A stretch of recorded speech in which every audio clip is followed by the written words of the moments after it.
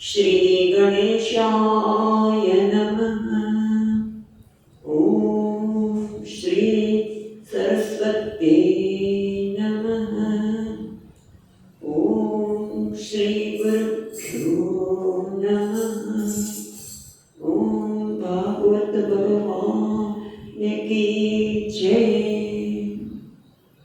नमस्ते परमहंस स्वादित चरणकमलचिन्मकरन्दाय भक्तजनमानसनिवासाय श्रीरामचन्द्राय वागीसायस्य वदने लक्ष्मी यस्य च वक्षसि यस्यास्ति हृदये संवित् तं नृसिंहं भजे। सच्चिदानन्दरूपाय विश्वोत्पत्त्यादिहेतवे तापत्रयविनाशाय श्रीकृष्णाय वयं नमः। नारायणं नमस्कृत्यं नरं चैव नरोत्तमं देवीं सरस्वतीं व्यासं ततो जयमुदीरये। श्रीकृष्णाय वासुदेवाय हरये परमात्मने प्रणतक्लेशनाशाय गोविन्दाय नमो नमः। यं प्रवचन्तमनुपेत्य अपेतकृत्यं वैपायनो विहरपातराजुहाव पुत्रेति तन्मयतया तरवो विनेन्दुः तं सर्वभूतहृदयं मुनिमानतोऽस्मि। जन्माद्यस्य यतोऽन्वयादितरतः चार्तेष्वभिघ्नस्वराट् तेने ब्रह्महृदाय आदिकवये मुह्यन्ति सूरयः तेजो वारिमृतां यथा विनिमयो यत्र त्रिसर्गो मृषा स्वेन सदा निरस्तकुहकं सत्यं परं धीमहि। नमो भगवते तुभ्यं वासुदेवाय धीमहि प्रद्युम्नाय निरुद्धाय नमः संकर्षणाय च। આજે આપણે બીજા સ્કંદના 8મા અધ્યાયમાં પ્રવેશ કરીએ છીએ। ત્યાં 8મા અધ્યાયમાં 45 શ્લોક છે અને આ અધ્યાયમાં અષ્ટમે દેહ સંબંધમ આક્ષિપ્ય નિશજીવયોઃ। 8મા અધ્યાયમાં ઈશ્વર અને જીવના દેહના સંબંધમાં પ્રશ્ન છે અને એ સિવાય ઘણા બધા પ્રશ્નો પરીક્ષિત રાજા પૂછી રહ્યા છે। તો આપણે પહેલો શ્લોક શરૂ કરીશું। राजोवाच ब्रह्मणा चोदितो ब्रह्मन् गुणाख्याने गुणस्य च यस्मै यस्मै यथा प्राह नारदो देवदर्शनः। पहला तो परीक्षित राजा जे अपने 7મા અધ્યાયના 51મા શ્લોકમાં જે વાત કરી કોને બ્રહ્માજીએ કે ઇદમ ભાગવતો નામ યજ્ઞે ભગવતા ઉદિતમ સંગ્રહ અયમ વિભૂતિના તમ એવ વિપુલીકુળ। ત્યાં જોયું એ પ્રમાણે કે મને આ ભાગવત જે ભગવાન દ્વારા કહેવામાં આવ્યું છે એને એની ભગવાનની વિભૂતિનો મેં સંગ્રહમાં ટૂંકાણમાં વાત કરી. હવે તમે વિપુલીકરણ તમે એનો વિસ્તાર કરજો. તો એ સંદર્ભમાં અહીંયા પહેલા પરીક્ષિત રાજા પહેલા શ્લોકમાં પ્રશ્ન કરે છે. શું કહે છે? બ્રહ્મણા ચ ઉદિતમ બ્રહ્મન. હે બ્રહ્મન એટલે કે હે કોને કીધું? સુખદેવજી મહારાજને. એ સાક્ષાત વેદરૂપ સુખદેવજી બ્રહ્મન. પછી શું કહે છે? બ્રહ્મણા ચ ઉદિતમ ગુણાખ્યાને અગુણસ્ય ચ. અગુણ એટલે નિર્ગુણ. નિર્ગુણ પરમાત્માના ગુણાખ્યાને, આખ્યાન એટલે વર્ણન. કોને કર્યું? બ્રહ્મણા ચ ઉદિતમ એટલે કે છે હે બ્રહ્મન, હે સુખદેવજી મહારાજ નિર્ગુણ અગુણ પેલી લીટીમાં અગુણસ્ય નિર્ગુણ પરમાત્માના ગુણનું વર્ણન બ્રહ્માજી દ્વારા પ્રેરિત. પછી છે યસ્મૈ યસ્મે યથા પ્રાહ નારદો દેવદર્શન. એટલે નારદજી માટે કેટલા સુંદર શબ્દો વાપર્યા કે નારદો દેવદર્શન. નારદજી જે દેવતુલ્ય દર્શનીય છે એમણે યસ્મૈ યસ્મે આના સંદર્ભમાં યથા પ્રાહ જે પ્રકારે કહ્યું તે મને કહો. એટલે શું થયો? પ્રશ્ન પહેલો કે નિર્ગુણ બ્રહ્મના સંદર્ભમાં જે બ્રહ્માજી દ્વારા જે કંઈ કહેવામાં આવ્યું છે એને દેવતુલ્ય નારદજીએ કેવી રીતે કહ્યું? વિસ્તાર કરની વાત એમણે કરી હતી આગળ. એટલે કેવી રીતે કહ્યું તમે મને કહો. પછી બીજો શ્લોક આવે છે 8મા અધ્યાયનો. એતદ્ વેદિતુમિચ્છામિ તત્ત્વં વેદવિદાં વર. હરે અદ્ભુત વીર્યસ્ય કથા લોક સુમંગલાઃ. એટલું તો બરોબર, પણ પાછા કહે છે વેદ વિદાંબર. પાછા સુખદેવજી મહારાજને શબ્દ વાપર્યો આગળ બ્રહ્મન કહ્યું, આજે કહે છે વેદ વિદાંબર. વેદ વેદતામાં શ્રી કેવા સુખદેવજી મહારાજ. એતદ વેદિતુમ ઈચ્છામિ. હું આ પણ જાણવા ઈચ્છું છું. શું ઈચ્છામિ? તત્વમ હરે અદ્ભુત વીર્યસ્ય કથા લોક સુમંગલા. હું આ પણ જાણું છું. શું તત્વમ એટલે તત્વરૂપ ભાગવતનું જ્ઞાન. તત્વ એટલે તત્વરૂપ ભાગવતનું જ્ઞાન, જેમાં હરે અદ્ભુત વીર્યસ્ય કથા, જેમાં ભગવાનના અદ્ભુત પરાક્રમવાળી કથા કહેવામાં આવી છે. એ કેવી છે કથા? લોકમંગલમ, લોકોનું કલ્યાણ કરવાવાળી છે, લોકોનું મંગળ કરવાવાળી છે. એવી જ ભાગવતમાં ભગવાનના અદ્ભુત પરાક્રમની કથા કહેવામાં આવી છે. એ પણ હું જાણવા માંગુ છું. પેલા શું જાણવા માંગે છે? એ કેવી રીતે વિસ્તાર કરો નારદજીએ. અને હવે કહે છે કે ભગવાનની કથા જે મંગળકારી છે, લોકોનું કલ્યાણ કરનાર છે, એ પણ હું જાણવા માંગુ છું. આમ તમે જો એક પછી એક એવા સુંદર પ્રશ્ન કહે છે. ત્રીજા શ્લોકમાં કથયસ્વ મહાભાગ યથામમ અખિલાત્મની કૃષ્ણે નિવેશય નિસંગમ મનસ્ત્યક્ષે કલેવરમ. હે મહાભાગ, દરેક વ્યક્તિ જુદા જુદા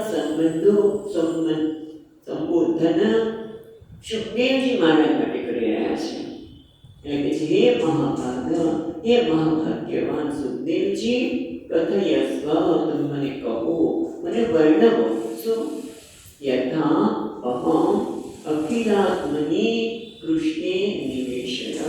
જે રીતે અખિલાત્મની, જે અખિલ સમગ્ર દેવ, અખિલ બધાના જે આત્મા છે, અખિલાત્મની પણ કૃષ્ણે બંને શબ્દ વિભક્તિ છે.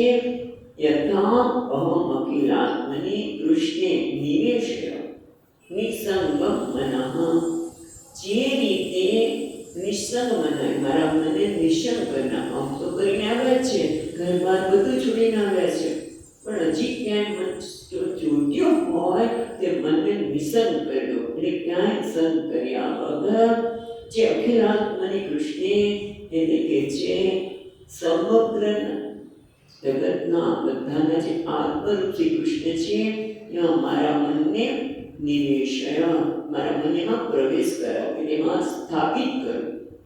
કેમ કે છે મન નિસંગમ નિવેશય, મારું મન છે એ નિસંગ બનાવીને એટલે કે આસક્ત કર્યા વગર ભગવાનમાં શ્રી કૃષ્ણમાં જોડી દો. ત્યક્ષે કલેવરમ, અને જ્યાં સુધી આ શરીરનો ત્યાગ ન કરું, શરીરનો ત્યાગ કરું ત્યાં પહેલા જ ભગવાનમાં મારા મનને સ્થાપિત કરી દઉં. વ્યાકરણ કહે છે. અહીંયા કહી શકાય કે કદાચ આપણે સુખદેવ મહારાજ કહેતા હોઈ શકે, કારણ કે જો એનો અર્થ એટલા માટે આપણે વિચારીએ છીએ કે છે કે ભગવાનમાં મન જોડવા માટે કોઈ પ્રયત્નની જરૂર જ નથી. ભગવાનમાં મન જોડવા માટે કોઈ પ્રયત્નની જરૂર નથી. તો શેની જરૂર છે? કયા પ્રકારના ગુણની જરૂર છે એ આપણને ચોથા શ્લોકમાં કહે છે. શૃણ્વત શ્રદ્ધયા નિત્યમ ગુણતશ્ચ સ્વચેષ્ટિતમ કાલેનાતિ દીર્ઘેણ ભગવાન વિશતે હૃદય. એટલે કહે છે કે ભગવાનમાં મન જોડવા માટે પ્રયત્ન કરવાની પણ આવશ્યકતા નથી, પણ ફક્ત એટલું જ છે. શું?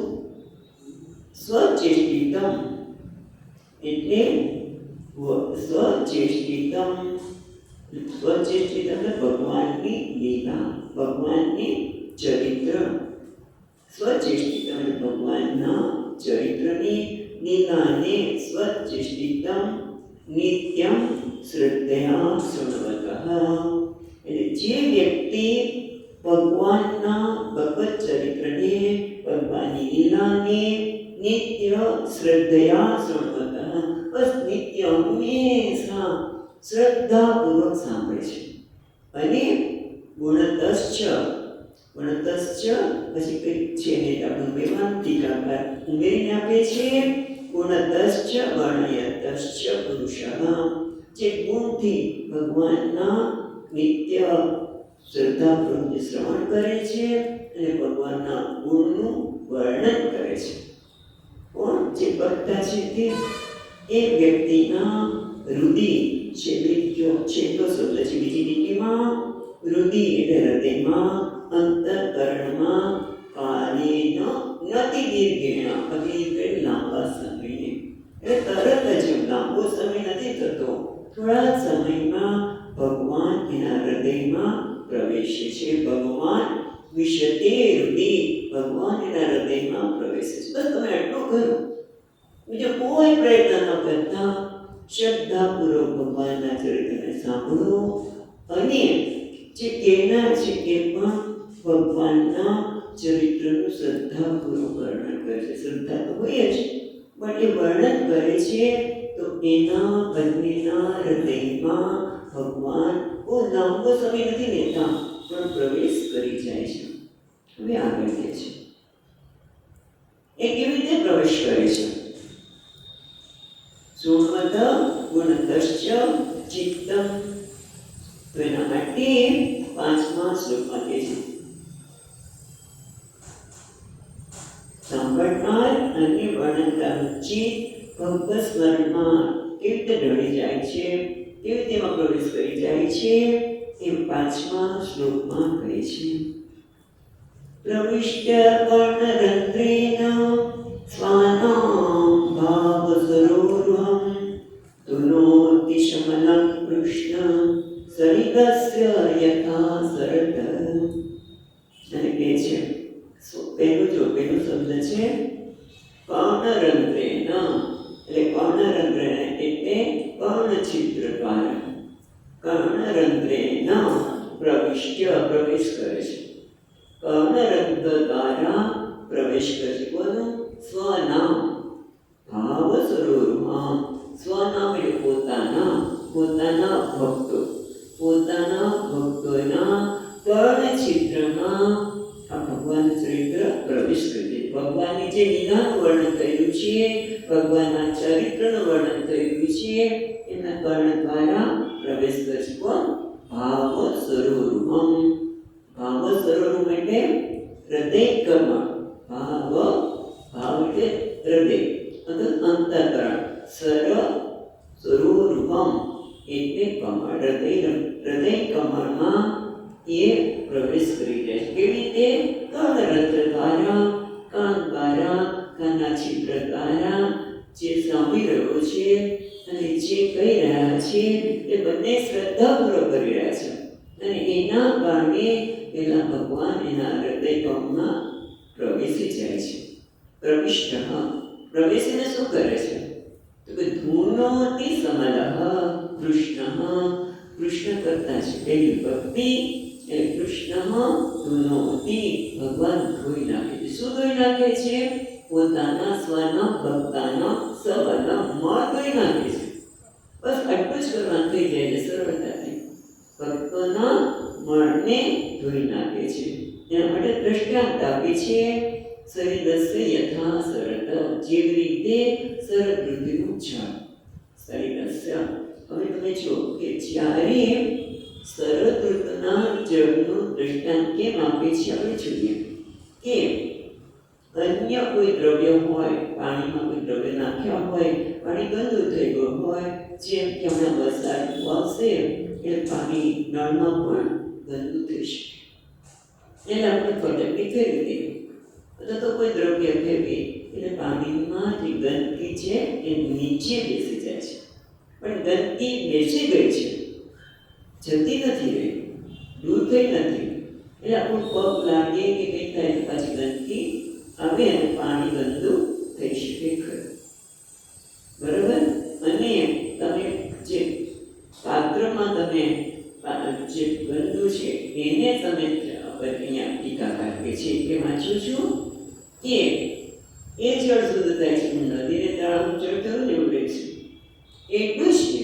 એટલે આ રીતે જેમ ઘડાની અંદર જે પાત્રનું ઘરમાં પાત્રની અંદર પાણી શુદ્ધ તો થાય છે પણ એની ગંદકી તો નીચે બેઠી રહી છે. પણ જ્યારે શરદ ઋતુ આવે ત્યારે પાણી શુદ્ધ જ હોય, પછી ગંદકી આવે જ ને. બરાબર? અને એ રીતે આપે છે કે તમે તપ કરો, દાન કરો, પ્રાયશ્ચિત કર્મ કરો, એ બધું સુંદર છે. પણ કેવું છે? પેલા પાણીને તો શુદ્ધ કર્યું મળતો પાણીના પાત્રમાં રહેલો છે. પણ જ્યારે ભગવાનના ચરિત્રનું શ્રદ્ધાપૂર્વક શ્રવણ કરો છો ત્યારે એ કર્ણગ્રંથમાં પ્રવેશ કરીને સમલમ ધુનોતિ કૃષ્ણ. ભગવાન બધો જ ભક્તના હૃદયનો ધોઈ નાખે છે. અને એટલે પછી કેવું થઈ જાય છે હૃદય? શરદ ઋતુના ઝાડ જેવું. પછી કોઈ પણ ઠેકા મારો ને કંઈ પણ પરિસ્થિતિ ઊભી થાય જગતમાં, પણ એનું મારું હૃદય છે નહીં હવે. એટલા માટે એ કેવું છે? પ્રસન્ન જ રહે છે, શુદ્ધ જ રહે છે. એટલે આ રીતે બતાવે. અને એના લીધે શું થાય કે ભક્ત કૃતાર્થ થઈ જાય છે. અને કૃતાર્થ ભવતી એ બતાવે છે ત્યાં છઠ્ઠા શ્લોકમાં. તૌતાત્મા પુરુષ કૃષ્ણ પાદમૂલં ન મુંચતિ મુક્ત સર્વ પરિક્લેશ પાંથ સ્વશરણં યથા. વચ્ચે વચ્ચે અહીં જોઈએ છે કે દ્રષ્ટાંત પણ આપતા જાય છે. શુકદેવજી મહારાજ અથવા તો વ્યાસજી આપતો તો ધૌતાત્મા એટલે નિષ્પાપ, જેને ભગવાનની કથાથી કર્ણરંધ્ર બેસીને ભગવાન જ એના મનને દૂર કરે છે. એને કહે છે ધૌતાત્મા એટલે નિષ્પાપ. પુરુષ, જે પુરુષ હવે નિષ્પાપ બની ગયો છે, કોઈ પ્રકારનો મળ હવે રહ્યો નથી, ભૂતાત્મા પુરુષ કૃષ્ણ પાદ મૂલમ ન મંચતી, એ ભગવાનના ચરણ કમળને છોડતું જ નથી. એનું હૃદય વારંવાર ભગવાનના ચરણોમાં અને ભગવાનમાં જ પ્રવેશ કરી જાય છે. અને શું થાય છે? મુક્ત સર્વ પરિક્લેશ, એ નિષ્પાપ મનનો વ્યક્તિ એટલે કે સર્વ પરિક્લેશ મુક્ત, સર્વ પ્રકારના ક્લેશમાંથી મુક્ત થયેલો મનુષ્ય ભગવાનના ચરણ કમળને પદને છોડતો નથી. કારણ કે એક તો નિષ્પાપ છે અને પછી બધા ક્લેશ, બધા મળ ધોવાઈ ગયા છે. એટલે કયા મળ છે મનુષ્યના? રાગ દ્વેષ, મારું ને તારું, અમોટું મળ છે. અને એમાંથી અનેક પ્રકારના મળ ઉત્પન્ન થવાના, ઈર્ષા, ક્રોધ, લોભ, આ બધું જ એમાંથી પ્રગટ થાય છે. અને એટલે કે છે કે એ બધું જ જતું રહ્યું છે. એટલે મુખ્ય તો રાગ, મુખ્ય છે રાગ અને દ્વેષ. અને એ દૂર થવાથી હવે એ હૃદય એટલું શુદ્ધ થઈ ગયું છે કે એ કૃષ્ણના ચરણ કમળને છોડતું નથી. જેવી રીતે ચોથા ચરણમાં તે છે શ્લોકના પાંથ સ્વશરણમ યથા. પાંથ એટલે પ્રવાસાત આગત. કોઈ વ્યક્તિ પ્રવાસે નીકળતો, પછી પ્રવાસ કરો તો એને પાછો આવે ક્યાં? સ્વશરણમ એટલે પોતાના ઘરે. સ્વસ્ય શરણમ એટલે ગૃહમ, પોતાના ઘરે પાછો આવે. પછી એમને ક્યાંય જવાનું છે ગમતું જ નથી. કારણ કે ભલે આપણે ગમે તેટલું કહીએ કે ચલો યાત્રા કરી આવી, અહીંયા જઈ આવી, અહીંયા જઈ આવી, પણ જ્યારે ઘરે આવે હાસ, પછી ક્યાં હાસ્કર થઈ જાય છે, છોડવાનું મન થતું નથી. એ રીતે જે નિષ્પાપ છે, જેના બધા મળ દૂર થઈ ગયા છે, જેના બધા ક્લેશ દૂર થઈ ગયા છે, એ ભગવાનના ચરણ કમળને છોડતો નથી. જેમ પ્રવાસે ગયેલો વ્યક્તિ પોતાના જ ઘરે આવ્યા પછી છોડવાનું મન થતું નથી. હવે આગળ કે છે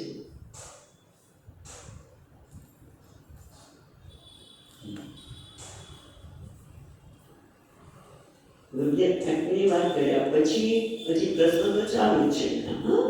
એટલે એક પ્રશ્ન એમને શું કર્યો કે મહારાજજીએ જે વિસ્તાર કર્યો એ મને કહો, અને પછી તો આ કથાનું શું ફળ છે કે જે સાંભળનાર છે એના બધા જ પાપ દૂર થઈ જાય છે, શ્રદ્ધાથી સાંભળે છે. એ બધી વાત કર્યા પછી હવે આપણને પાછો પ્રશ્ન કરે છે 7મા શ્લોકમાં.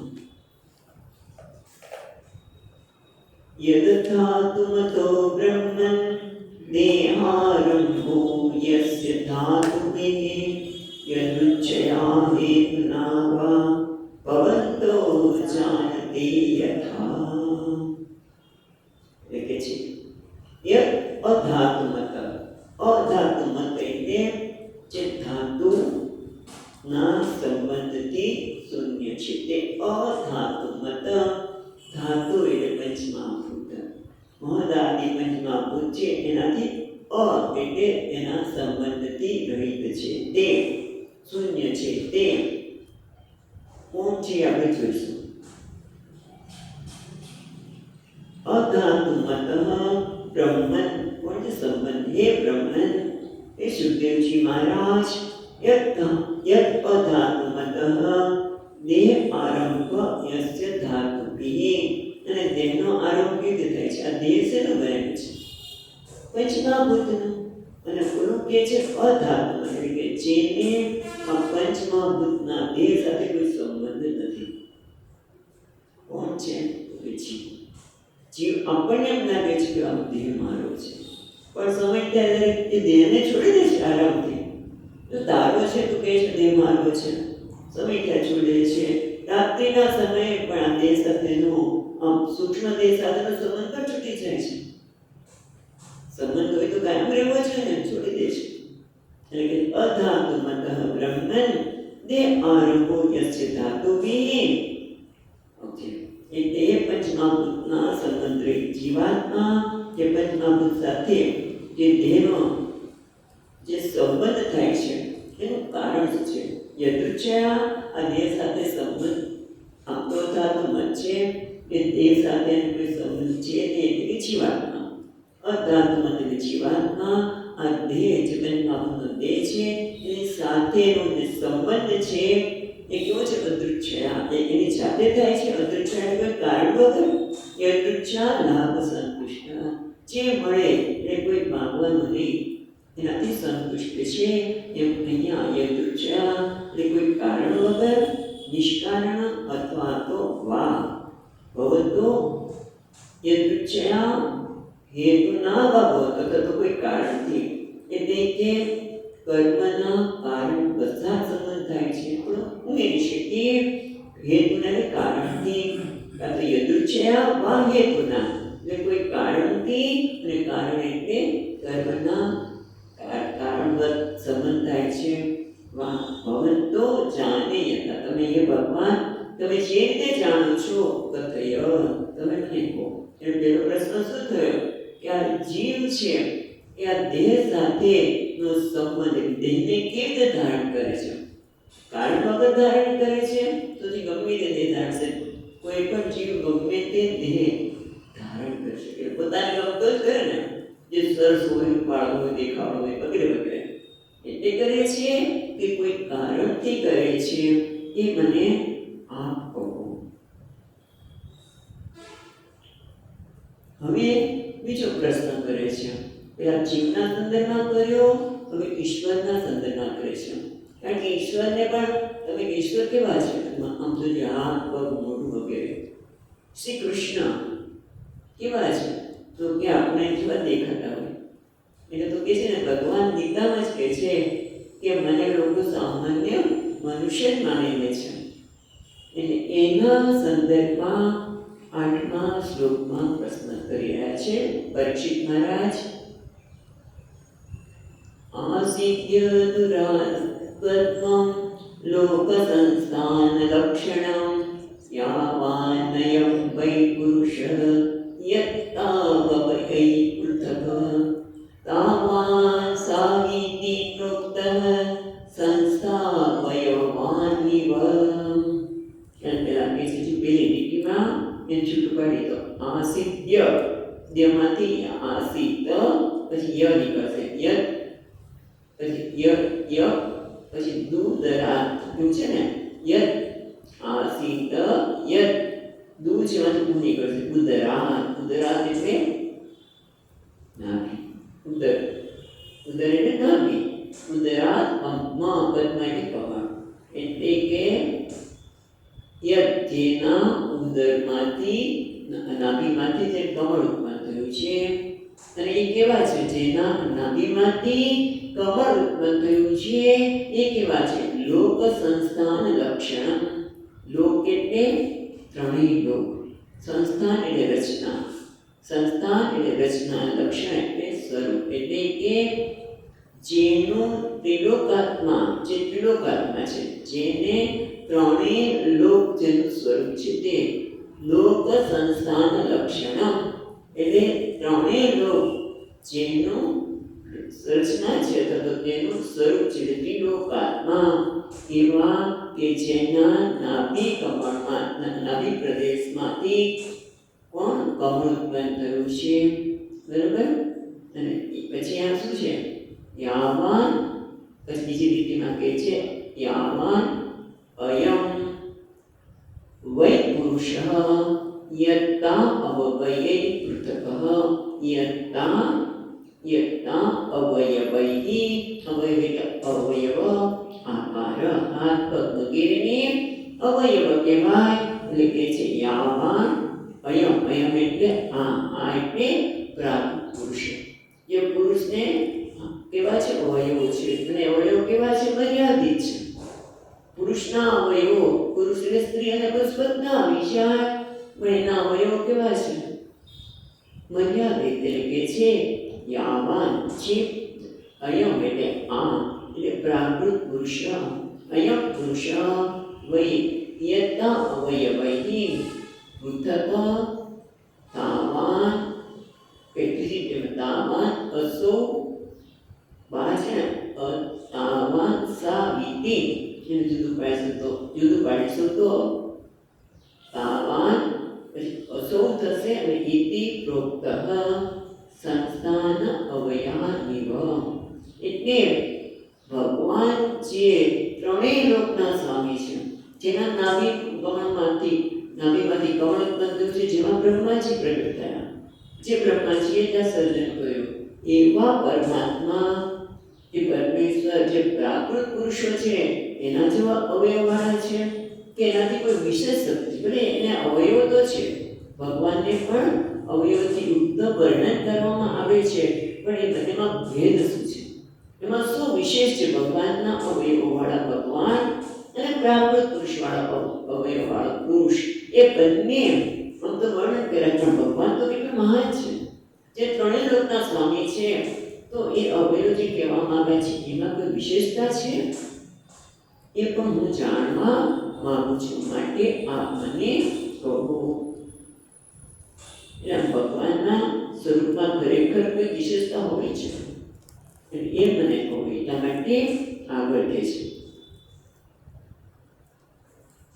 9મા શ્લોકમાં અચ સૃજતિ ભૂતાની ભૂતાત્મા યતનુગ્રહાત દૃશ્યે એન તદ્રૂપમ નામિ પદ્મ સમુદ્ભવ.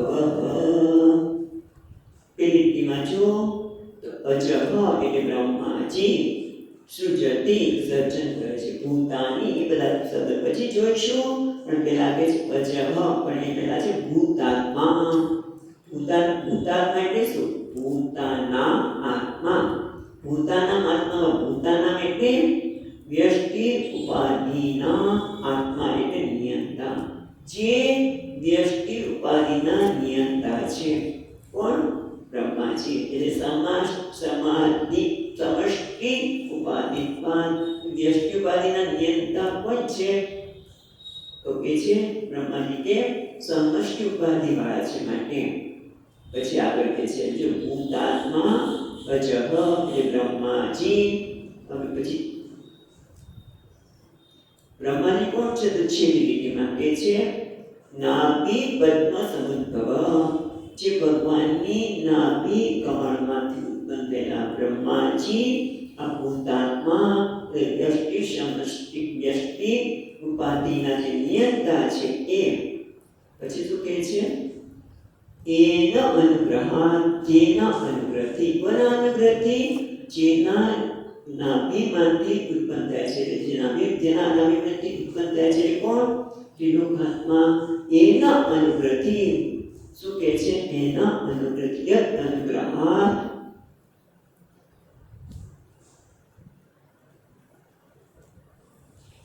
યત અનુગ્રહાત તદ્રૂપમ એન દૃશ્યે, જેના અનુગ્રહથી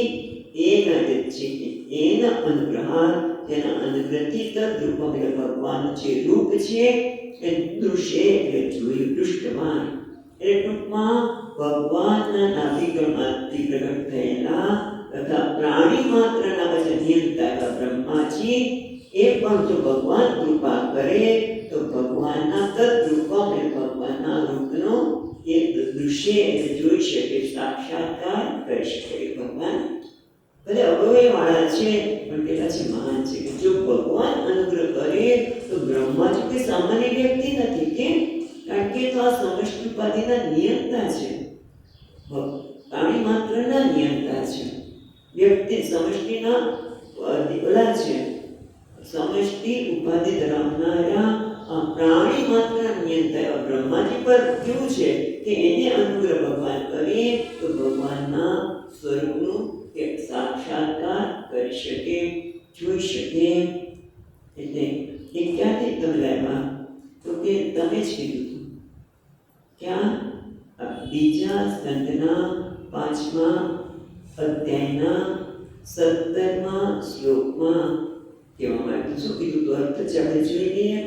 તસ્યાપી દૃષ્ટુ શરીરસ્ય એ જે શ્લોક શરૂ થાય છે ત્યાં શું કહ્યું હતું કે તે નારાયણ જે સર્વના દ્રષ્ટા ઈશ્વર જે સર્વ વિકારથી રહિત છે, જે પ્રાણી માત્ર આત્મા છે, એના જ્ઞાન દ્રષ્ટિથી ઉત્પન્ન થયેલો અને એનાથી પ્રેરિત બ્રહ્માજી કહે છે કે હું આ સૃષ્ટિનું સર્જન કરી શકું છું. એ તો મારી પાસે કોઈ શક્તિ નથી સૃષ્ટિનું સર્જન કરવા માટે, પણ જે નારાયણ જે બધાના દ્રષ્ટા છે, ઈશ્વર છે, બધા વિકારોથી રહિત છે, એની જ્ઞાન દ્રષ્ટિથી ઉત્પન્ન થયેલો હું, એમનાથી પ્રેરિત થયેલો, અનુભૂત થયેલો હું આ સર્જન કાર્ય કરી શકું છું. અહીંયા શું કહે છે કે ભગવાનની કૃપાથી જ ભગવાનના સ્વરૂપનું બ્રહ્માજી પણ સાક્ષાત્કાર કરી શકે છે. એ બ્રહ્માજી કોઈ સામાન્ય તો નથી, પ્રાણી માત્ર નિયંતા છે. પ્રશ્ન બીજો પૂછ્યા પછી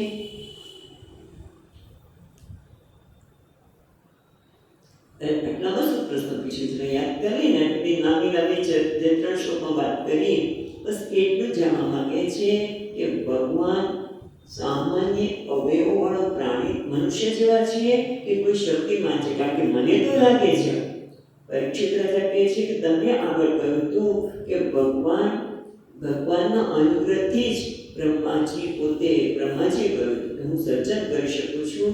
અહીંયા જુદી રીતે કહે છે કે બ્રહ્માજીને ભગવાનનો અનુગ્રહ થાય તો જ એના સ્વરૂપનો સાક્ષાત્કાર કરી શકે છે. એ પણ આગમ તો કહેવાય ગયું.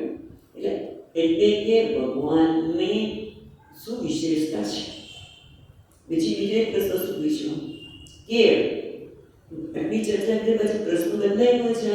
બીજો પ્રશ્ન શું પૂછ્યો કે જીવ આ દેહ સાથે સંબંધ ધરાવે છે કે સ્વેચ્છાએ ધરાવે છે કે કોઈ કારણ વગર સંબંધ ધરે છે કે પોતાના કર્મના આધારે સંબંધ ધરાવે છે? બીજો હવે પ્રશ્ન પૂછીએ છીએ.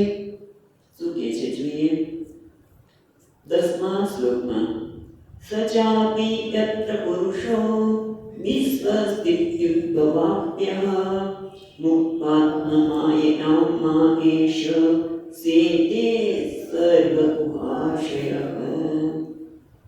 પ્રશ્ન એ કરે છે કે વિશ્વ સચ અપી યત્ર પુરુષઃ વિશ્વસ્થિતિ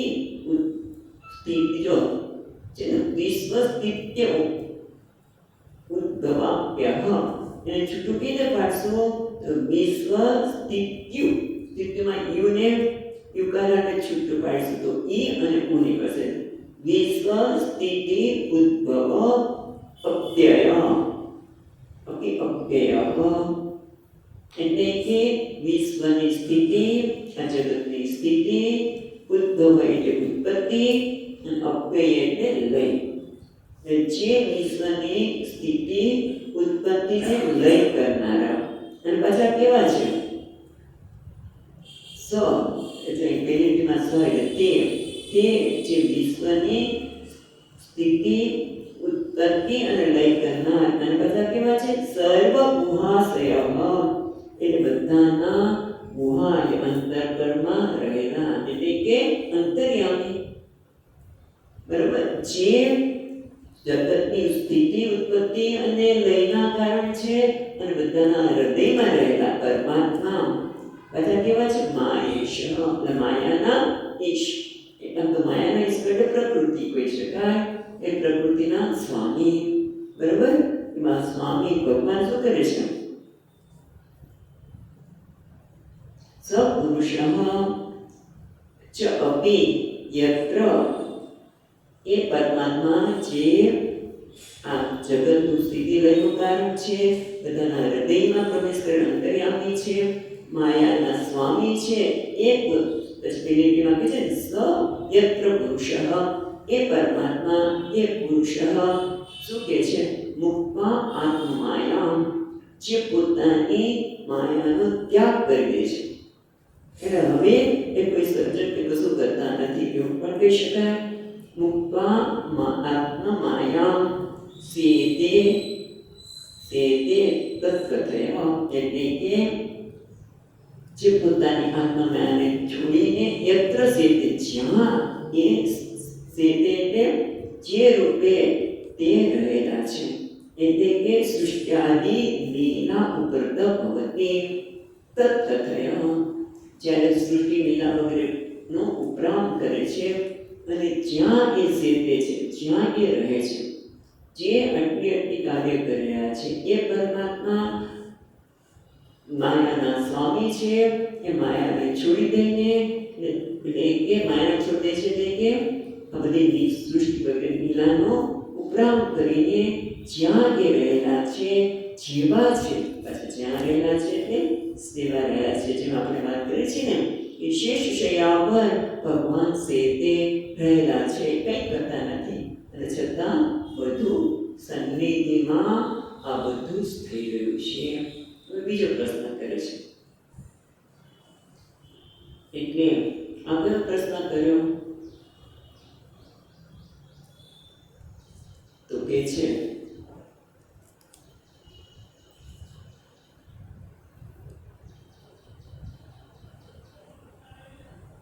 ચોવીસમાં શ્લોકમાં કહેવાના છે એની વાત અહીંયા કે છે કે આ પ્રમાણે પ્રશ્નોના યથાર્થ તે કહેવા માટે આપ જ યોગ્ય છે, માટે અમને ભગવાનના સ્વરૂપની વાત કરો. બીજો પ્રશ્ન કરે છે પુરુષા અવયે લોપા સપાલા પૂર્વકલ્પિતા લોકૈરમુષ્યાવયવાહ સપાલૈરિતિ શુશ્રુમા. એટલે અહીંયા જે પરીક્ષિત મહારાજે સાંભળ્યું છે એના સંદર્ભમાં કહે છે ક્યાં તો કે આ સ્કંદના 5મા અધ્યાયના 36મા શ્લોકમાં પૂર્વકલ્પિતા એટલે જે કવિઓ છે, જે મનીષી છે, એમણે આ રીતે કલ્પના કરી છે. તો જોયું છે, શું જોયું છે કે પુરુષ અવયવૈહી લોકા સપાલાહ. એ વિરાટ પુરુષ અંડમાંથી પુરુષ બહાર નીકળ્યો, વિરાટ પુરુષ યાદ આવતો 5મા અધ્યાયમાં જોજો તો કે છે વિરાટ પુરુષના અવયવમાંથી આ લોકો અને લોકપાલનું પ્રથમ રચના કરવામાં આવી. જ્યારે બીજા સ્કંદના 1મા અધ્યાયના 26મા શ્લોકમાં શું કીધું કે લોકૈઃ અમુષ્ય અવયવાહ સપાલૈઃ ઇતિ સુશ્રુમા. લોક દ્વારા ઈશ્વરના અવયવોની રચના થઈ. પહેલા લોકની રચના થઈ, પછી ભગવાનના અવયવોની થઈ. એટલે કે પાતાળ છે ભગવાનના ચરણ છે. યાદ આવે છે ને? તો એ કયું તો હવે પ્રશ્ન એ થાય છે, અહીંયા એ લખ્યું નથી, કથા એવા કે એવું કશું જ કર્યું નથી. એટલે પાછું આપણે કહીએ કે ટીકાકારની પાસે જાણીએ તો ખબર પડે કે તમે એક તો એ પાછું એવું કહ્યું કે ભગવાનના અવયવોમાંથી લોક અને લોકપાલનું સર્જન થયું. ત્યારે બીજી જગ્યાએ એવું કીધું કે લોકમાંથી ભગવાનના અવયવો બન્યા. કે આ લોક છે ભગવાન પાતાળ છે, ભગવાન ચરણ છે, મસ્તક છે, સ્વયં વગેરે. તો શું કરવાનું, કઈ વસ્તુ લેવાની, એટલે સમન્વય કરવાનો. ખ્યાલ આવે છે બ્રહ્મસૂત્રમાં પણ જ્યારે સૃષ્ટિની રચના હોય છે ત્યારે એક કોઈમાં ત્રણ અવના તત્વોમાંથી બની. છાંદોગ્યમાં 3 તત્વોની વાત કરીએ, પંચતત્વની વાત કરીએ, આકાશ, વાયુ, અગ્નિ વગેરે 5 તત્વની વાત કરીએ. છાંદોગ્યમાં 3 છે. તો આમાં સાચું શું માનવાનું તો કે સમન્વય, એ બંનેનો સમન્વય કરવાનો. અને એ પણ એટલા માટે કે અમને સૃષ્ટિની પ્રક્રિયા કરવામાં આવે છે, કહેવામાં આવે છે. એનું તાત્પર્ય સૃષ્ટિ કેવી રીતે બની એમાં નથી. તો ક્યાં છે તો ભગવાન બધું બની ગયા છે. ભગવાન જ બધું બની ગયા છે. સુવર્ણમાંથી જ અનેક અલંકાર બન્યું છે, તો સુવર્ણ છે એમ ભગવાન જ છે. ભગવાનથી અન્ય કંઈ નથી. એ ભગવાનનું તાત્પર્ય છે. પણ એ તો આપણે વાત કરીએ અહીંયા એટલું જ પૂછે છે કે આ બંને તમે જે કહ્યું એમાંથી સમજવાનું શું એનું સમન્વય કરવાનો છે. આ ગયા પછી પાછો બીજો પ્રશ્ન કરે છે, શું છે સમયના સંદર્ભમાં. હવે શંકા કરે છે શું 12મા શ્લોકમાં યાવાન કલ્પો વિકલ્પો વા यथा कालो नुमीयते भूतभव्यभवश्च शब्दः आयुर्मान च यत्सतः. અને પેલા તો કહે છે યાવન કલ્પઃ, જેને આપણે મહાકલ્પ કહીએ છીએ, એ મહાકલ્પ અને પછી વિકલ્પ એ કેટલા સમયનો છે? યાવાન કેટલું, કલ્પઃ વિકલ્પ વા યથા કાલો અન્યતે. એટલે મહાકલ્પ અને વિકલ્પ અવાંતર કલ્પ એનું પ્રમાણ શું છે, કેટલો સમય હોય એને મહાકલ્પ કહેવાય, કેટલા સમયને વિકલ્પ કહેવાય. અને એટલું જ નહીં, ભૂત ભવ્ય ભવત શબ્દ, ભૂતકાળ, ભવિષ્યકાળ અને વર્તમાન કાળ એ દ્વારા આપણે કાળના ભાગ પાડીએ છીએ, સમયના ભાગ પાડીએ છીએ. એ કાળનું જે તે અનુમાન કરીએ છીએ એનું એ કેવી રીતે કરીએ છીએ. એટલું જ નહીં, આયુર્માન ચ યત સતઃ, સતઃ એટલે સ્થૂળ દેહ અભિમાની. સતત જે સ્થૂળ દેહ સાથે અભિમાન કરે છે કોણ છે? મનુષ્ય પણ ખરા, પિતૃ દેવા વગેરેનું આયુષ્ય કેટલું હોય છે. એટલે સમયના સંદર્ભમાં પ્રશ્ન કર્યો. એક તો કલ્પનું પ્રમાણ એટલે કલ્પનો સમય, કેટલો સમયને કલ્પ કહેવામાં આવે, વિકલ્પ અવાંતર કલ્પ. એટલું જ નહીં, સાથે સાથે જે કાળ કહેવામાં આવે છે ભૂત ભવિષ્યને, એને કેવી રીતે કરવામાં છે, એનું નિયતે એનું કામ કેવી રીતે કરવામાં આવે છે. અને સાથે સાથે મનુષ્ય, પિતૃ દેવતા વગરનું આયુષ્ય કેટલું હોય છે એ પણ તમે મને કહો. 13મા શ્લોકમાં આગળ કહે છે કાલસ્યાનુગતિર્તુ યક્ષતે અણ્વિબૃહત્તપી યાવત્ય કર્મગતયો યાદૃશી દ્વિજસત્તમા. એટલે દ્વિજસત્તમા એ દ્વિજસત્તમા કાલસ્ય અનુગતિર્વા, અનુગતિ પ્રવૃત્તિ, અનુગતિ પ્રવૃત્તિ કઈ પ્રકારની પ્રવૃત્તિ વાત કરો છો? તો કે છે તું પરંતુ લક્ષ્યતે અણવી બૃહદપી. લક્ષ્યતે અણવી એટલે સૂક્ષ્મ, એટલે સૂક્ષ્મ એટલે શું છે?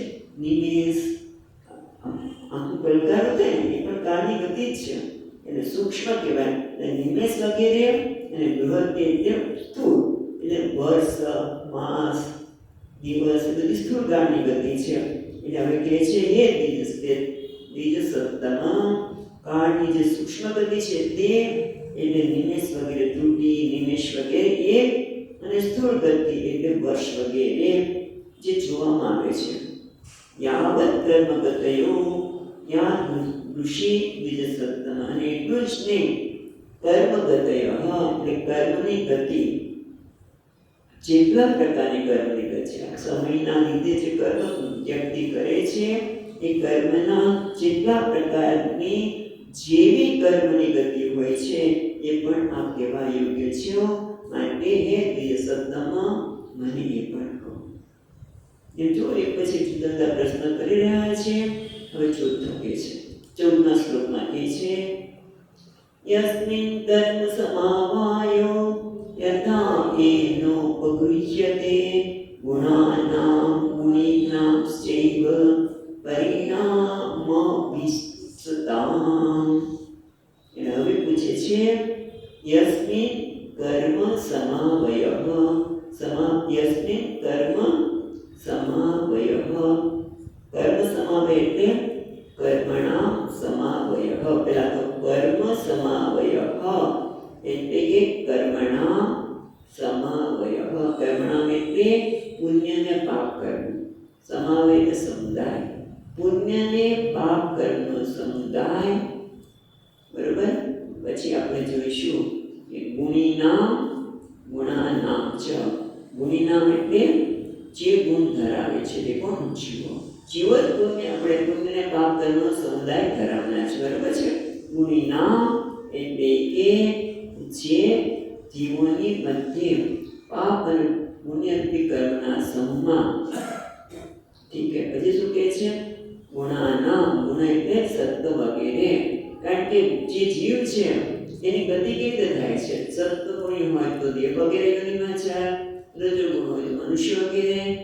એ સંદર્ભમાં પ્રશ્ન કરી રહ્યા છે કે યસ્મિન કર્મ સમાવય, જે કર્મના એટલે પુણ્ય પાપના સમુદાયથી યથા એના ઉપગૃહ્યતે, જેના વડે જે પ્રાપ્ત કરે છે શું? દેહ વગેરે. એટલે કે કેમ દેહ વગેરે અર્થ કર્યો? તો અભિપ્સિતામ. અભિપ્સિતામ એટલે ઈચ્છિત. અને કોઈ પણ વ્યક્તિ દેવમાં જ ગમે, બીજું ગમે, ભલે આપણા કર્મ કહેવાય છે એના પ્રમાણે મળે, પણ સામાન્ય રીતે ઇતર બધાને સુખી થવાની જ હોય. સુખ મળે, સંપત્તિ મળે, હરા ભોગ મળે. ભોગ માટે, સંપત્તિ માટે, એના માટે બધા રસ હોય. એટલા માટે અભિપ્સિતામ એટલે કે છે યસ્મિન કર્મ સમાવય યથા એન પગૃહ્યતે ગુણાનામ ગુણીનામ ચૈવ પરિણામ અભિપ્સિતામ. પરિણામ એટલે દેવાદી રૂપ ઈચ્છતા. પરિણામ એટલે એનું પરિણામ ફળ. કયું ફળ? અભિપ્સિતામ ઈચ્છે, ઈચ્છવું. દેહ વગેરે ફળની ઈચ્છા રાખનારા એવા લોકો જે ગુણી છે, એટલે કે જીવો, જે ગુણને બધા સતત ગુણને ધરાવનારા છે. પણ એ જીવો કોનું છે? તો કે પોટલું, મિશ્ર. સ્વામીજી મહારાજ કે ને જીવ એટલે મિશ્રા. મિશ્રા એટલે પાપ અને પુણ્યનો સમુદાય, મિશ્ર ધરાવનારા. એ લોકોમાંથી કેવી રીતે એ લોકો દેવ વગેરે યોનિને પ્રાપ્ત કરે છે? એટલે દેવતા બનવા માટે કયા પ્રકારના કર્મ સમુદાયની આવશ્યકતા પડે? બરોબર છે. એટલે તમે જો સત્વ વગેરે ગુણના પ્રેરણારૂપ દેવ વગેરે સ્વરૂપ પામવાની ઈચ્છાવાળા જીવો, જે જીવોના સ્વરૂપમાં કામમાં પુણ્ય અને પાપરૂપ કર્મના સમુદાય પ્રકારે આશરે છે, તે આપણને કહો. પછી આગળ જોઈશું. અહીં આપણે લખીએ છીએ સચ્ચિદાનંદ રૂપાય વિશ્વોત્પત્ત્યાદિ હેતવે તાપત્રય વિનાશાય શ્રી કૃષ્ણાય વયં નમઃ. યં પ્રવચन्तમનુપેત્ય અપેતકૃત્યં પૈપાયન